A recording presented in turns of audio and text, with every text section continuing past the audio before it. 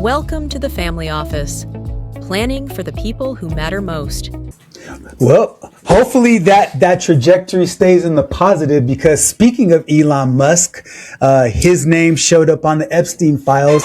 And I'm not saying that to suggest that there's been any wrongdoing, because there is no evidence based on what has been unredacted and based on what has been revealed that there's anything. But his brother is listed on there. One of his ex-wives is listed on there. And so it's just really interesting. But, I bring that up to talk about the fact that Pam Bondi was testifying at the House Judiciary Committee. And I don't know if you had a chance to see that or not. I did. So tell me what your thoughts are, what your takeaway was. What was your overall impression of the entire thing? So I want to ask you first before I go into that, because I thought it was absolutely hilarious. Like, I can watch it again. Like, I don't even need to watch Netflix. Like, I could watch that over and over again. But I'm interesting is that with the Epstein list, it's almost like everyone's on the Epstein list.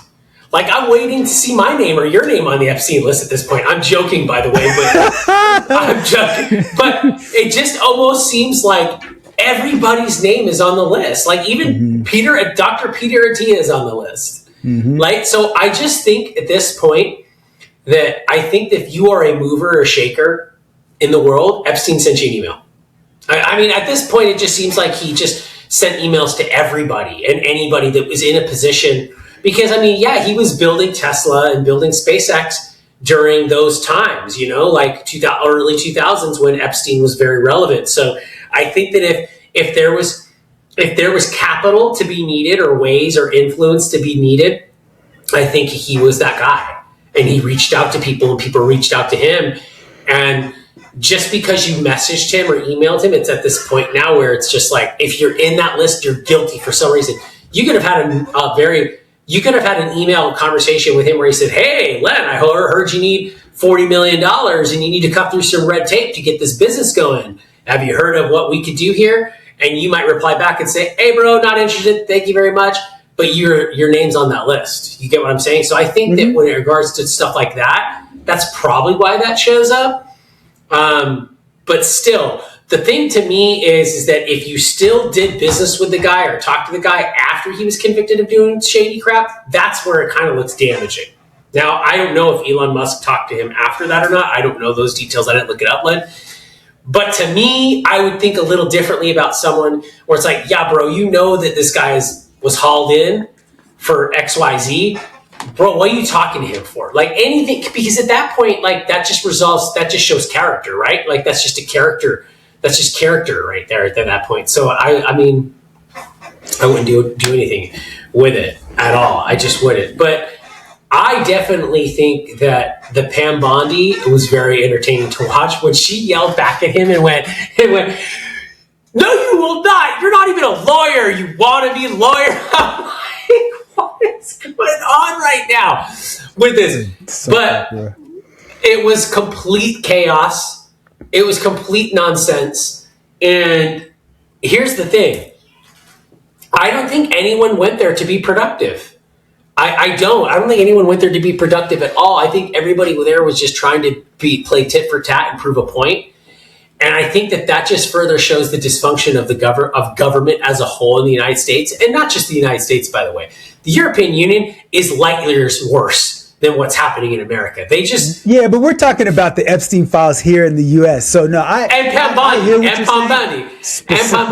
Yeah. Specifically Pam Bondi. I can say, though, I'm very proud of how she handled herself in a room full of men like that, because they're not very nice to her at all either. Now, I'm not the biggest Pam Bondi fan, but again, I've never been the Attorney General of the United States, so I really don't know what that job entails, and I can surmise that it is probably pretty stressful. And you probably see a lot of stuff that you don't want to see, or you're probably like, damn, I don't ever want to see stuff like you probably have to pray for humanity when you have that job. I mean, just going through the Epstein files, you have to pray for humanity, because she's seen a whole lot. But you were going to make a point, so I cut you off. But most of those people, though, Len, that were interviewing her, like Nadler and all those stuff, those guys should be ashamed of themselves anyways, because those guys are the biggest unproductive government officials in the history of government. Like, at this point, they should all be in nursing homes. Like, they shouldn't even be in, like, Len, would you trust yourself at that age to make massive decisions? At Jerry Nadler's age, would you put that guy on any committees? Like, would you, if you're at Hakeem Jeffries, which is probably, I don't know, at this point, 30 years age difference between him and Nadler, would you even, because Hakeem Jeffries has the responsibility of running the Democratic Party. I mean, he's the youngest leader there, right? I mean, but instead it almost as facts looks like they're going to try to make Governor Newsom the de facto leader of the Democratic Party. I mean, he's pretty much creating treason all around the world right now. He should be brought back to America and dealt with, because he's just no business speaking in any forum. But he's just doing the same thing that AOC is doing right now, which is, and I'm going off on a tangent, Len, I'm sorry, but they just sit and listen to themselves because they like the way they sound, but they don't do anything. So, look, Pam Bondi needs to also remember that she does work for the people of the United States, and she needs to be respectful as well during congressional hearings, but at the same time, I think that both sides need to operate with a little bit more respect and cadence. I agree. Because they're working for both of us. Like, I mean, for us. They should be working for us. They should be working for the powers that be. And here's the thing that frustrates me. I'll turn it back over to you, Len. You still see that Pam Bondi's working for her employer, and you still see that the people interviewing her, Nadler and co., are working for their employers, whoever they might be. That's the thing that irritates me the most about watching the exchange. Yeah, no, I definitely agree with that part of it. I think what you talked about earlier with regard to the performative nature of all the different parties is problematic. The issue, the core issue at hand is what I'm concerned about and deeply troubled by, because okay, you talked about the fact that there are all these different people that are on the Epstein list. You talked about the fact that if you're a mover and a shaker, you're on there. I think it oversteps the issue, which is the fact that there are specific names of people who have been redacted, and the context of, like, for example, the person that said, "Hey, I love the torture video," that name was redacted, but it turns out that it was some sultan in, a Middle Eastern country. And so when you have all of these names that are redacted, if it were like you were maybe suggesting, which is, hey, you're a billionaire, you're a mover and a shaker, you definitely can have some connections with Epstein, and that doesn't mean you're guilty. I agree with that. I agree with the fact that just because you're on the list does not make you guilty by association. What I disagree wholeheartedly about with regard to this, the way in which this is handled, is that there is no accountability for the pedophiles and the rapists that are on that list, and their names haven't been redacted. So when on the one hand you have different Democratic representatives asking Pam Bondi to apologize for her handling of the Epstein files, that part is performative. But the fact that she didn't apologize, and the fact that she didn't make an oath to remove the redactions to hold people into account, is grossly negligent. And so what she tried to do is she's performing for Trump. And her biggest point, I think her most compelling point was, look, you had all of these other people. You didn't bring them to the stand. We've been transparent about the release of the files. That's a partial truth. The partial truth is, yes, the Congress, the Senate, they had an opportunity to call this to the table because Epstein had been dead for years and he had been indicted for many years. There should have been a more specific call towards that, because had the public known than what we know now, we would have definitely called for the file. So it wasn't a matter of Republican or Democrat. It was just having access to the information. So they made a fatal flaw in bringing up Epstein in the first place, not understanding that this dumpster fire was getting ready to happen. But once it happened, they have an obligation and a responsibility to reveal those names of people so we can move forward. Because regardless if you're Republican, Democrat, MAGA, independent, libertarian, everybody wants these folks to be held accountable for what they did to innocent kids. Because, even, and then I'll close on this point, when you had those ladies show up risking their reputation, risking their identity to actually show up there, I think showed a tremendous level of resilience and of courage. And for Bondi not to explicitly apologize to them for her handling of it, that's problematic. But they put her in a box, because if she did apologize for it, now she's admitting wrongdoing, and she couldn't do that. That's not in the Trump playbook. I think you're spot on with it right there. I just think, to me, I think the list is so rotten, Len, and it's so deep, and it's so many people involved, and it's so many people from all over the world, that I think the biggest problem that Pon Bondi and maybe the United States government has is that we can't even bring a lot of these people to justice, because they are not people in the United States. I think it's that way too. I'm not saying that there's a lot of people in the United States that aren't abstained from it. Like Bill Gates, it's like there's just no recovery. He is like the scapegoat right now. And there are a lot of people in the United States that are in the same camp as him, that they should be unredacted. It should be like the Running Man. We should put all of these people on an island by themselves, and they should just let them go to town on each other. Right? Because we all know, look, if you do anything to children and you go to jail, you're dead. You're done. Everyone Absolutely. knows that. Everyone knows that. Mm-hmm. Right? Same thing. So, and that's the rule. I mean, that's always been a cardinal rule: no women, no children. Right? Mm-hmm. And absolutely.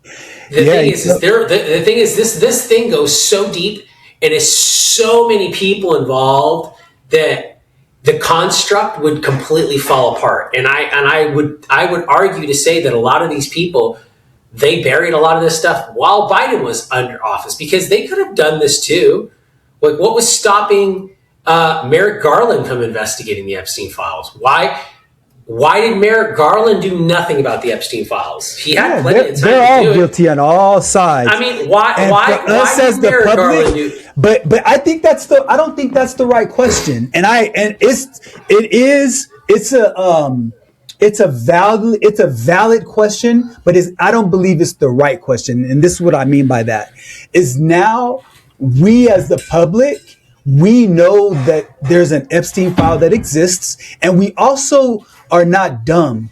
There is a cover up. When you saw, there was a list of, there was a name, 100%. There was a group of names. There were a group of names, Chris. They had Marilyn Monroe's name on there. They had so different people like Elvis Presley on the list. They weren't. The list wasn't even around during that time. It was so ridiculous what they're doing, and that's the issue. Look, if you were the one connected to the party that brought up the list, and now the list is upon us, then you've got to carry through with the word that you said you were going to do, which is, we're going to release the file. And when you go from holding up this 3-ring binder, parading it around as though you're going to make some dramatic delivery of information, and you're the same exact person that completely backtracks and realizes, ooh, I let the cat out of the bag and I shouldn't have, man, you got to pay the price now, because regardless, the entire administration right now, they're going to get trounced when the next election happens, because unless they make a complete about face, I'm telling you, Chris, they're not going to be able to survive it, brother. They're not. How though? With whose record? And I know that maybe doesn't matter because so many people are emotional and vote emotionally. But what record? what record does the opposition party have? The job numbers are great. Inflation's down. Prices are down, and except in one spot. That doesn't matter. So how do you? But how do you argue? Look, economy is everything. The economy is everything. No, it's not, Chris. The economy is everything. You and I both know that you buy low and you sell high. Is that what the market does? Of course not. Yeah, it's an emotional market, and so the same thing is true. So whenever I'm emotional something's about my not pocketbook. I'm emotional about my pocketbook. But you make decisions logically, though. So wait, but you don't think that those people are going to ask the same questions and go, wait a minute, I'm upset because we don't have full transparency in the Epstein files? You're not going to go back and think, oh, wait a minute. You're not going to go back and go, wait a minute. Those guys didn't have full transparency because they didn't even talk about it. Len, the biggest guy that polls the best on the Democratic Party right now is Gavin Newsom. Did you know that they're estimating the fraud in California to be the low end of $250 billion? This guy should be in jail. Brother, I'm not talking about... Okay, we're talking about two different things. I'm talking about the midterm elections. I'm talking about the midterm elections. Who gets elected? So, none of those guys are going to get elected. I guarantee you it's going to be a landslide. The people that are going to get elected are the ones that are not in office. Because to me, okay, so what you brought up was... If they were voting specifically based on the Epstein files, I would agree with your point. What they're voting on, what they'll vote on, I believe, is symbolic to say, look, the people who are in office right now isn't getting it done. Let's get somebody else in office that How are they not, though? How are they not getting it done? They've only been in office for a year. Listen to what I'm saying. How are they not getting it done? You are getting emotional about your love for your president right now. I'm just trying to figure out who you would elect on what's not getting done. Let me explain my position. Okay. What I am not talking about is the jobs report, because last month there are 130,000 jobs that were added to the economy. Some people could say that is a reflection of the White House or not, because people who are for that says, oh, there are 130,000 jobs added, with the projection being between 55 and 60,000. Okay, that's one thing. But then there were 108,000 layoffs. So people who say that, okay, well, it has nothing to do with that. There were 108,000 people laid off. And then of the 130,000 jobs being added, a lot of them were from the health sector. Okay, so let's push that point to the side for a second. What I am talking about, Chris, is this idea that the rich and powerful can operate with impunity and the rest of the masses have to suffer and has to take it when they have no control, no power, no agency. So the only agency we can exercise is to get the existing people out of office. And it's not about what's been done or what hasn't been done. It's about the nature of the politician right now, which is they are there to line the pockets of the rich and elite and powerful.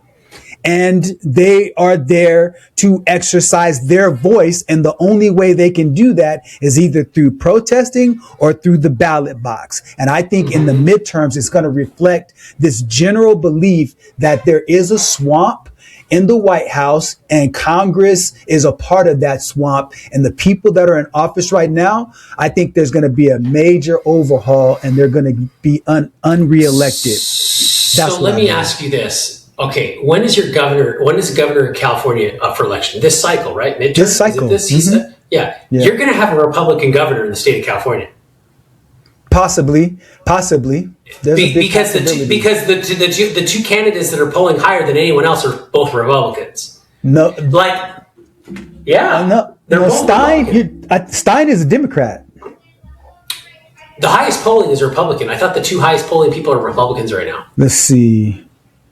Okay, well, keep making your point and I'll look it up. Here's my point here on this. You're absolutely right about what you just said. The rich and the masses don't believe that they're getting treated fairly anymore. That's exactly the problem in America, right? That's exactly why Trump got elected. Mm-hmm. And what we're seeing right now is we're seeing those people that you're talking about that are going to get unelected, they are about to get unelected. And they are AOC, Tim Walz, that wacky governor you think in Arizona. AOC's getting unelected? You are 100%. You are out of your mind, bro. Gavin you are Newsom out of your is dead. mind. You want to talk about unfairness? Kamala Harris just bought a $12 million mansion in California. Bro, how is that fair? See, look. Wait a minute. Hold on. I'm trying to make a point here. Okay, the go people ahead. that you're talking about that need to be unelected and they're going to get unelected because they're stealing from the masses and giving to themselves are those people. Nancy Pelosi, Hakeem Jeffries, Schumer, all of them. They're the guys that have not owned or ran any. Len, how do you not see these guys are the people you're talking about? They have raped and Len. Have you? Let me ask you this: If you ran your company, wait, Chris, hold on. You ran your company the way Gavin Newsom runs California. Okay, let me ask you this. Hold on, Len. Let me tell you something real quick, and then I already got your point, man. Go ahead. High speed, Len. I started a business, built the business, and exited the business with success. The same time period that high speed rail in California started, and high speed rail still hasn't laid one track. That's a good one, Chris. That's a good one.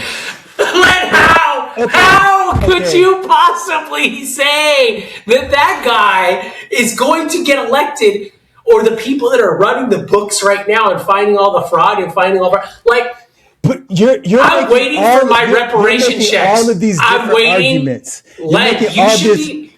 Look, Len, you want to know? Chris. Len, here's what's going to happen. I'll turn it over to you. Okay. You and I are both going to be in the reparations line for California because the California owes you and I and the rest of the state, whoever lived there for the last 20 years, we are all owed at least $1 million at this point in reparations for the mismanagement of our tax dollars in the state of California. Like, I don't know how every Tom, Dick, and Harry is not waking up tomorrow and going, bro, where's my check from the government? Because the amount of money, I'll turn it back over to you. I don't know how they get unelected.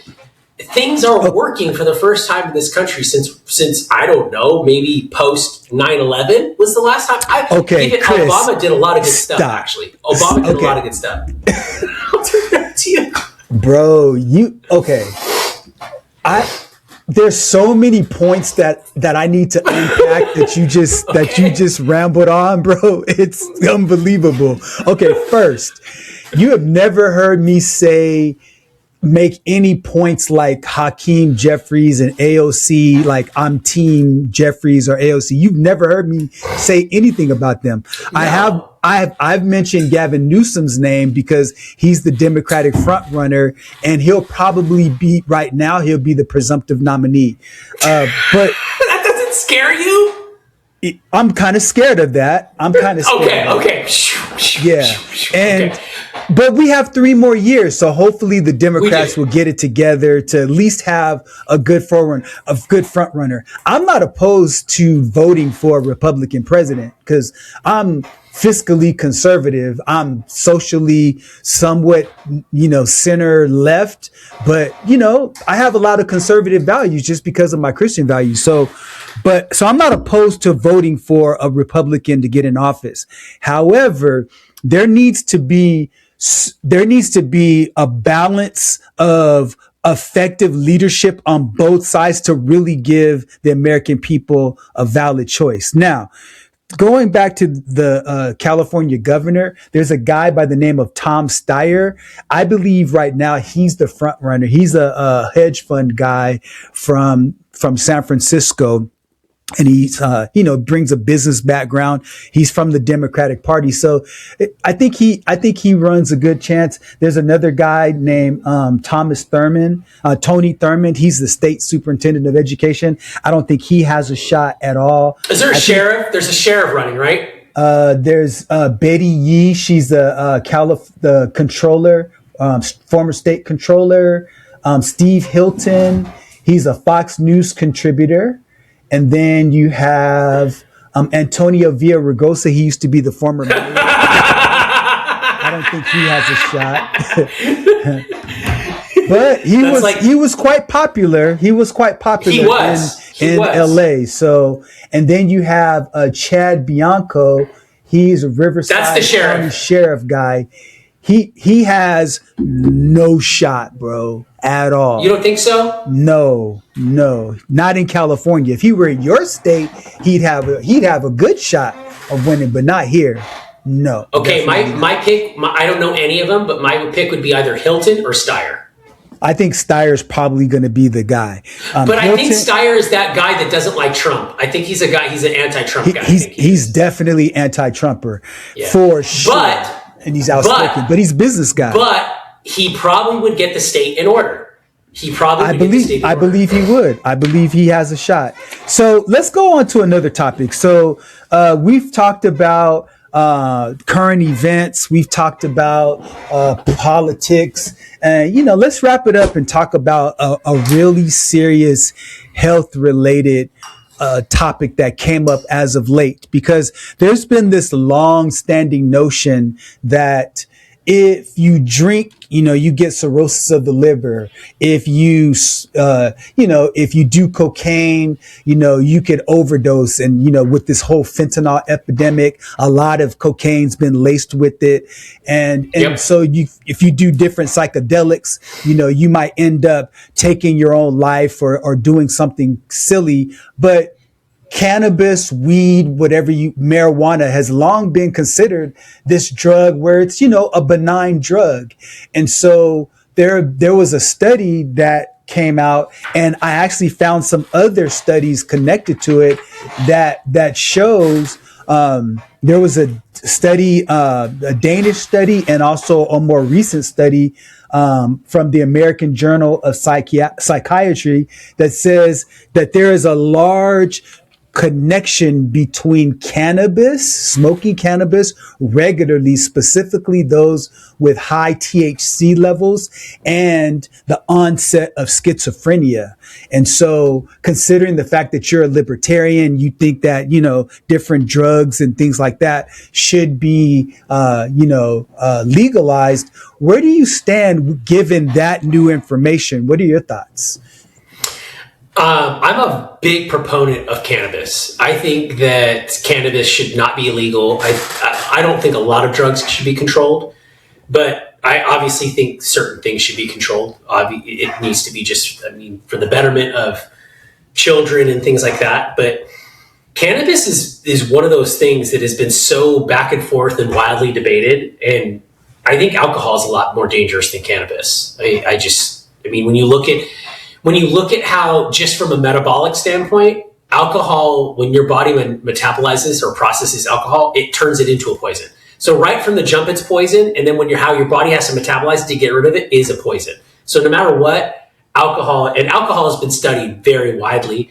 Everybody knows the dangers of that. And a lot of people would say, oh, you can consume red wine or alcohol. But I think the overwhelming majority of doctors and physicians today say, don't even drink it at all. Don't even touch it at all, right? Now, cannabis is something that's been around for a very long time, and it's been studied very heavily. And I just think it has to do with the side you're on. I know a lot of people personally who have benefited from cannabis use, specifically like chronic illnesses and things like that. I've never seen, I could get the psychosis thing because I know people tend to get paranoid if they smoke cannabis, but I think that cannabis is just like, I don't think it's benign. I don't think anything's benign. But I do think that just like now, there's a lot of people that say nicotine is good for you. We've talked about that a little bit. Like pure nicotine is good for you.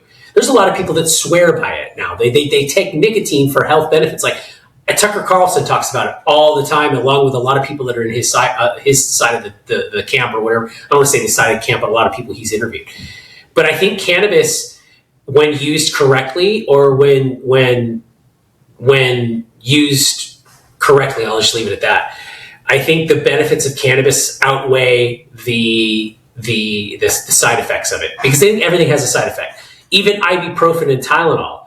I mean, there are studies now that show Tylenol causes autism in young children. I've heard about that study. I also can make arguments too, just in my personal experience. I won't get into details with vaccines and children. I don't think children should have all those vaccines when they're young up front, because I think it screws with them. And I've had personal experience with that as well myself with vaccines. So I think that I don't think cannabis isn't benign. I think that there are side effects to cannabis. I think maybe some people can get schizophrenia if they do it. But I think at the same time, if I were to label cannabis in any way, I think cannabis would probably fall where I'd say it's an 80-20 type of thing. And maybe that's not exactly 80-20, maybe more 60-40, but I'd say cannabis is probably at the top of that list, or is the top of that category of substances that are more beneficial than they are harmful as far as side effect. I would put them in the same category as like ibuprofen and Tylenol. Okay. If you're going to look at it as a medicinal, because you can kill yourself taking too much Tylenol, you can give yourself liver disease, and because the liver processes Tylenol. Tylenol is an interesting drug. Did you know that Tylenol is actually a mild mood enhancer? Like when you take Tylenol, you feel better. Your brain, because Tylenol changes the way your brain thinks about pain, right? So Tylenol has a psychotic or a psychosis reaction in your brain when a chemical it doesn't work the way like ibuprofen works. Ibuprofen it directly goes to the source and reduces inflammation. Tylenol tells your brain you're not in pain. It changes reception of pain. So I think cannabis falls into the same category. Now, from a monetary standpoint and from a regulatory standpoint, I think, and an efficiency standpoint, I think that if cannabis was legalized and done correctly at a state level, there's a lot of states that have done very good jobs with cannabis, that I think it's a massive tax revenue for states. And I think that it's a massive resource, what's the word for it? Anti-drain. Like it would alleviate a lot of resource drain, Len, if you weren't enforcing cannabis at the law enforcement level the way you have to do it right now. Because I think those resources could be better spent somewhere else rather than cannabis use. I think that you could catch more pedophiles rather than catching stoners, right? Those resources could be put in a better place. Now, if you get caught smoking and driving, same thing as drinking and driving, bro. You're busted, dude. Sorry, right? I think it should be like that. But yeah, I think cannabis is more good than it is harm. And I have personal experience with people that use cannabis, that if they didn't use cannabis, they'd have to be on Cymbalta. And I've seen people commit suicide on Cymbalta.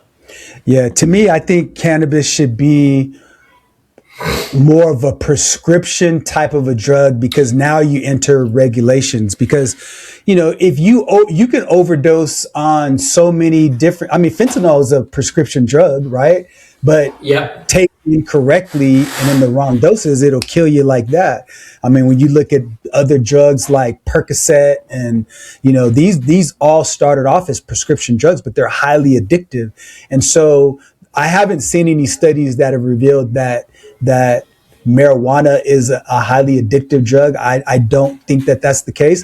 I think, though, if we go to on the regulation side of things, that people that take cannabis would have to do a medical background, and then also there should be controlled amounts that people get access to. Now, obviously, there's always going to be an underground drug culture, regardless of anything that were to happen on the legal side of things. But I think what it would do is it would take that grandmother who really needs that, that cookie and ingesting it as opposed to smoking it, where, because they're able to take different strands of cannabis and make it, like there was a young lady who had severe petit mals. Petit mals are like these small little seizures.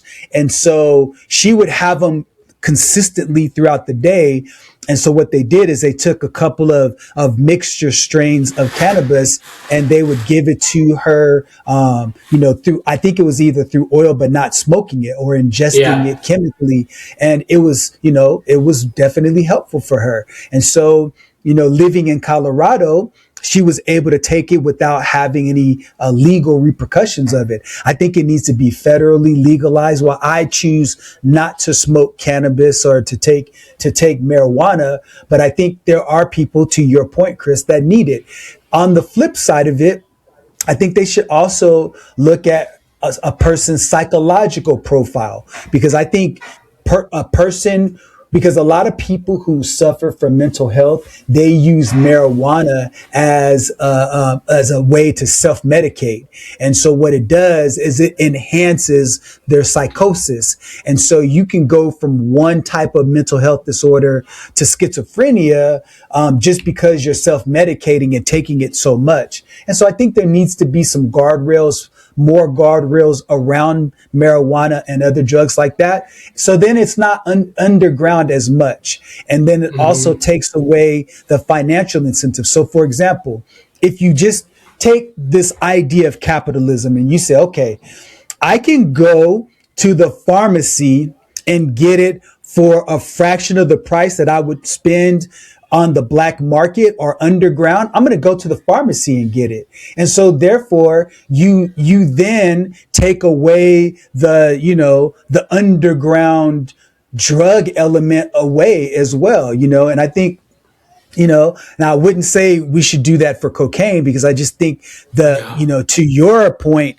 marijuana has, if marijuana has this many benefits and this many side effects, then you go and allow that to be a prescription drug. Where I think cocaine and heroin and LSD and all of those things have the exact opposite. You can feel euphoric and you can feel, energized and things like that from cocaine. But the problem is that, the addictive nature of it and the side effects of it, far, far outweigh the benefits of just feeling good. And so I think there needs to be some regulations on that. I was just surprised that there was this strong of a link between marijuana usage and schizophrenia, which really blew my mind when I saw that.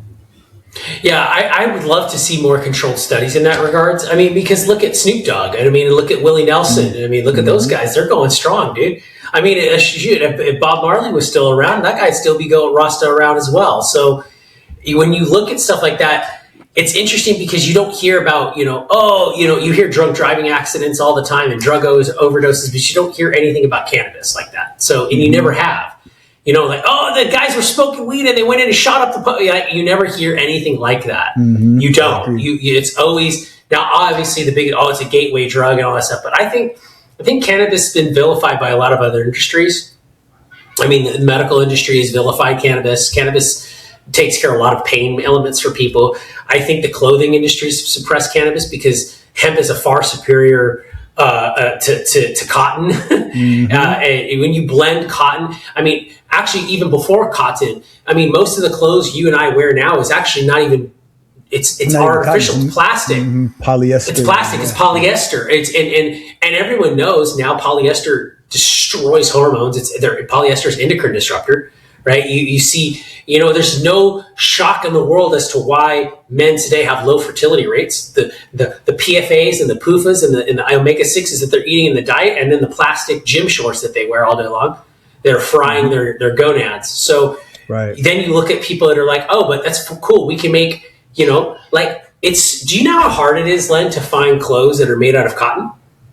Yeah, it's a dying fabric, unfortunately. Len, I'm just trying to get shorts to wear when I'm at home, like just pajama shorts, kind of like just shorts. I don't like to wear sweats, but when I'm at home and I'm going to I like to wear shorts, and I don't want to wear polyester shorts. Yeah. And I went to Target, I went to Academy, I went to Dick's, I went to Macy's. I went to Walmart.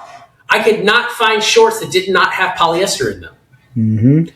Right? And it's that's the capitalistic way, man, because it doesn't make money like the other cheaper products. So you're right.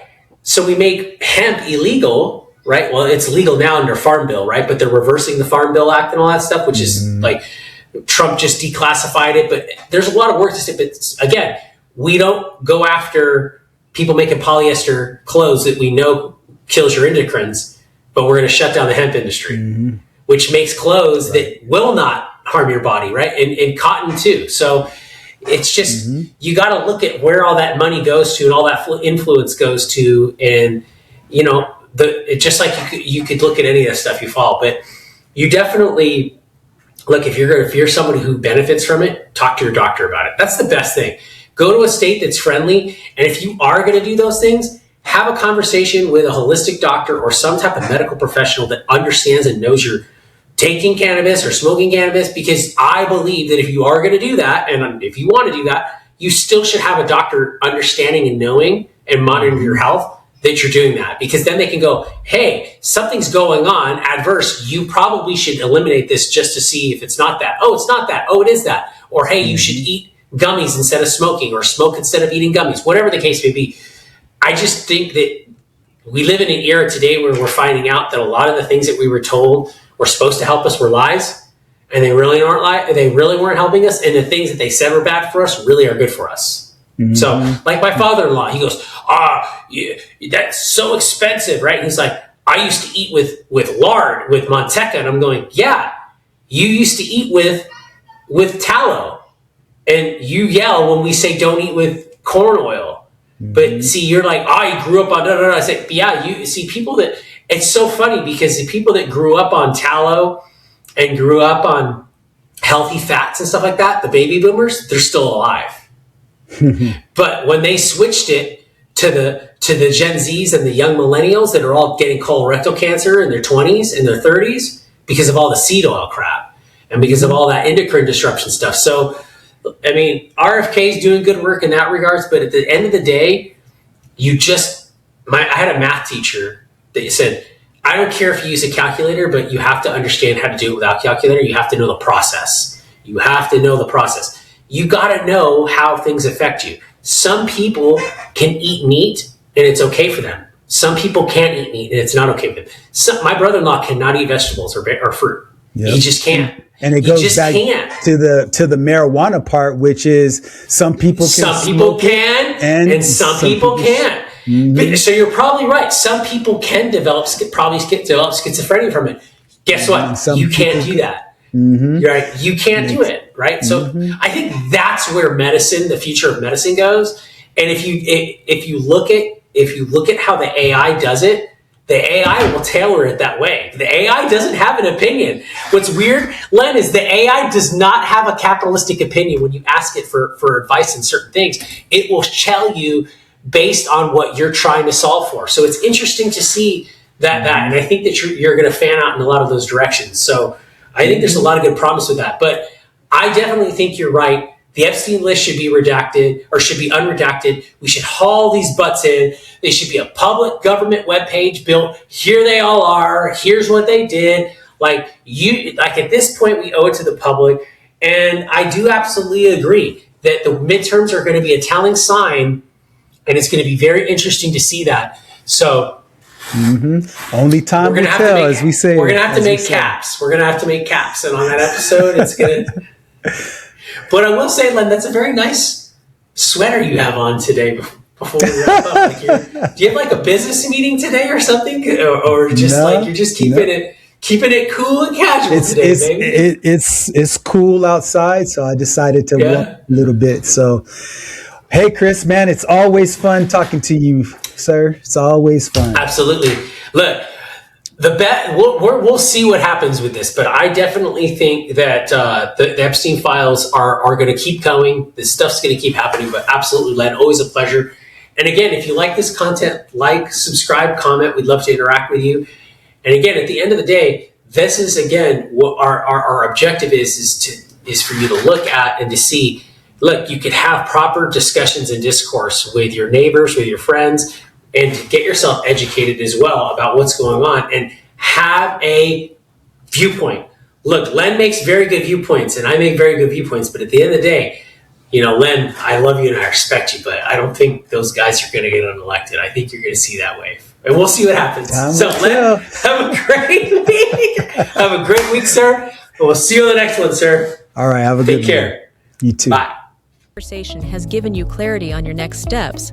Please share this episode with someone who's walking the same path. Don't forget to like and subscribe so you won't miss future episodes. And remember, planning ahead isn't just prudent, it's an act of care. Thanks for joining us, and we'll see you next time on The Family Office.